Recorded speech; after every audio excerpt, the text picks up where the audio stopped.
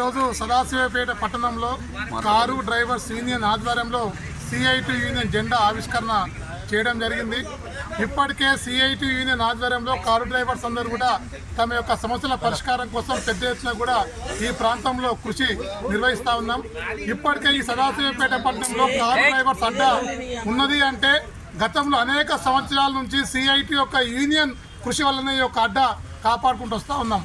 కానీ ఈరోజు ఈ సమాజంలో కారు డ్రైవర్స్లో మీ జీవనం సాగిస్తూనే ప్రజలను ఒక ప్రాంతం నుంచి ఇంకొక ప్రాంతానికి తీసుకుపోయే సందర్భంలో ఈరోజు ప్రభుత్వాలు కారు డ్రైవర్ల పట్ల పెద్ద ఎత్తున కూడా నిర్లక్ష్యంగా ప్రవర్తిస్తూ ఉంది.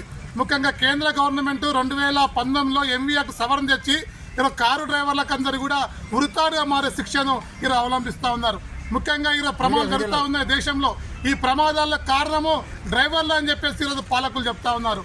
కానీ ప్రపంచవ్యాప్తంగా చూస్తే అనేక మంది చెప్పేది ఏంటంటే ప్రమాదాలకు కారణము రోడ్లు బాగలేకపోవడం వల్లే ప్రమాదాలు జరుగుతున్నాయని చెప్తున్నా రోడ్లు బాగలేకున్నా కారు డ్రైవర్ల మీదనే ఈరోజు నేపథ్యం చెప్తున్న పరిస్థితి ఈ ప్రాంతంలో కనిపిస్తూ ఉంది.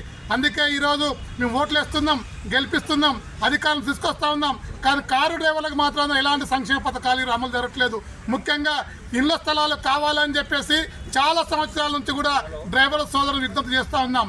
ఎవరు కూడా పట్టించుకోవట్లేదు. అందుకే తక్షణమే ఈ అడ్డాలో ఉన్నటువంటి కారు డ్రైవర్లకు అందరూ కూడా ఈ ప్రభుత్వం ఇళ్ల స్థలాలు ఇవ్వాలని చెప్పేసి ఈ సందర్భంగా ప్రభుత్వాన్ని డిమాండ్ చేస్తూ ఉన్నాం. రెండో విషయం, ఈ దేశంలో తమిళనాడు కానీ కేరళ కానీ అనేక రాష్ట్రాలలో డ్రైవర్లకు అందరికీ ఒక సంక్షేమ బోర్డు ఉంది.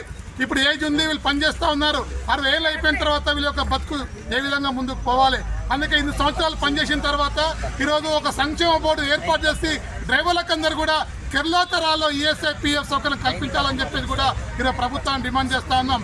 ఇప్పటికైనా ఈ ప్రభుత్వము ఈ తెలంగాణలో ఉన్నటువంటి కాంగ్రెస్ గవర్నమెంట్ కానీ ఢిల్లీలో ఉన్న బీజేపీ గవర్నమెంట్ కానీ డ్రైవర్ల గురించి ఆలోచించి వాళ్ళకు సంక్షేమ పథకాలు వర్తింపజేయాలని చెప్పేసి ఈ సందర్భంగా మేము ప్రభుత్వాన్ని డిమాండ్ చేస్తూ ఉన్నాం.